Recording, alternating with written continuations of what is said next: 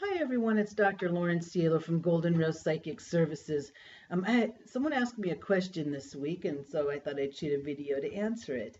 The question they asked was, can everyone be trained to be psychic? And wow, that's such a multi-layered question. This is how, and if you would have asked me a year ago, I would have explained this completely different, but this is how I see it. So we're a divine soul that right now is hooked to the highest life form on earth, the Homo sapien. You have a Homo sapien and I have one. But we're not the Homo sapien. I'm not Lauren Cielo. I'm the soul that is connected to Lauren Cielo right now. So Lauren Cielo is the Homo sapien, and the Homo sapien has some really interesting features. It can hear with its ears, it can see with its eyes, it can feel with its fingers, taste with its mouth, smell with its nose. But there's also a couple other ways that the Homo sapien can sense stimulus, and it's chakras. So there's 7 main chakras that run down the midline of the Homo sapien. And these chakras, just like the other senses that I mentioned before, are capable of sensing energy, and they each sense energy in a different way, just the way the nose smells and the mouth tastes and the fingertips touch and the eyes see and the ears hear, of course. So this is how and why everyone is psychic. Because if you're the divine soul and you hook yourself to a Homo sapien, it's psychic. And by psychic, I mean being able to read energy. Okay, so I'm a clairvoyant, so I read energy with this chakra. This chakra reads energy as color. So I can use Lauren's 6th chakra to see energy as color. I can use Lauren Cielo's throat chakra to hear energy, telepathy or clairaudience. I can use Lauren Cielo's crown chakra, the one on top, to know. It's called claircognizance, where you know something. If I used Lauren Cielo's 2nd chakra at the belly button, it would feel. It would read energy in feelings, right? You sit next to somebody who's sad and you feel sad. So every Homo sapien is equipped with that. It's the way we roll, right? But there's been a lot of pressure or influence or energy exerted on us not utilizing all of the Homo sapien. So in other words, maybe you'd make up your own mind a little bit more if you would use your extra set of sensory perception, which is the chakras, to get more information on whatever it is that you're inquiring about. So that's why I say everyone is psychic, because everyone has those chakras. But there's a catch to it. You have to get into the Homo sapien to use its chakras. A little bit more than you do to use its eyes or its ears or its mouth or fingertips, right? So this is how I try to describe it. We'll use the 6th chakra, this one right here on your forehead.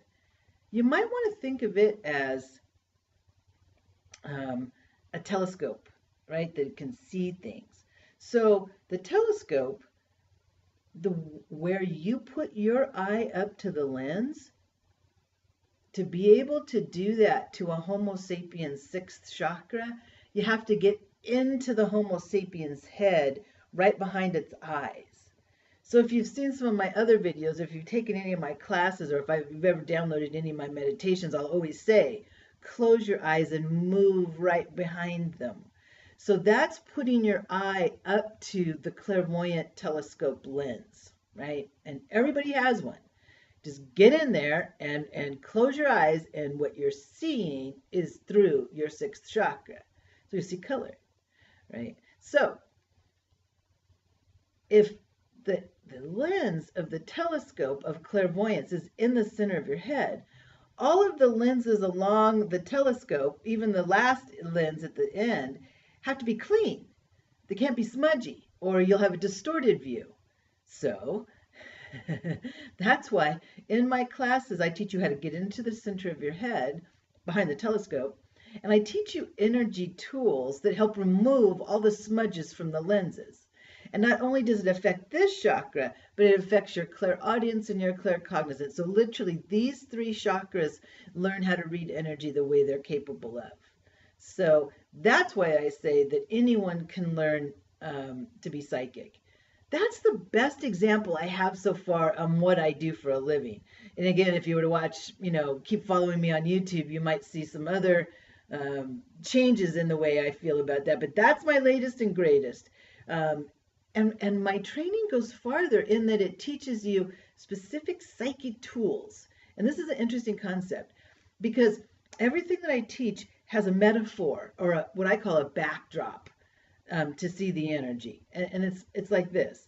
You close your eyes and you move right behind them, and then you focus out on your reading screen, which is about arm's distance away.